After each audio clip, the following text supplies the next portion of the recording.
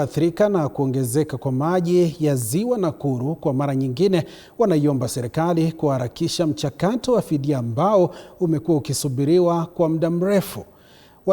Wamiliki wa nyumba zaidi ya 500 katika eneo la Mwariki karibu na ziwa hilo jijini Nakuru wanasema kuendelea kuongezeka kwa viwango vya maji kumewaacha wakiishi katika mazingira magumu na yasiyo salama. Wakazi hao wameripoti kuongezeka kwa migogoro kati ya binadamu na wanyamapori, huku wanyama wakivamia makazi yao pamoja na ongezeko la mbu linalosababisha mchamko wa maradhi.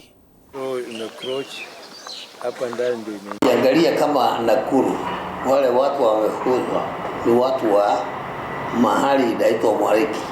Hao watu ni watu wako mashamba, ilikuwa mashamba kabisa na ilikuwa na santori. Watu wamekuwa depressed sana, tulipoteza members hapa. Watu walikufa kwa sababu wakati wengine walidecide tu kubomoa immediately. Akienda kubomoa, amebomoa nyumba yake kama leo, next week hayuko. Tumepoteza members watu kama 3 hapa. Na bado wanaendelea juu, unaona wakati wamekuwa so depressed, unaona hata hujui nini inaendelea kwa sababu side ya government walikaa sana kama hawajachipu in.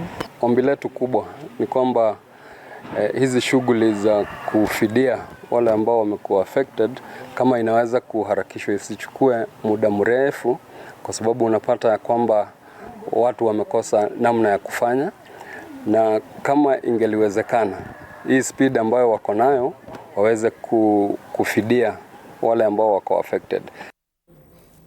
Tuangazie mengine.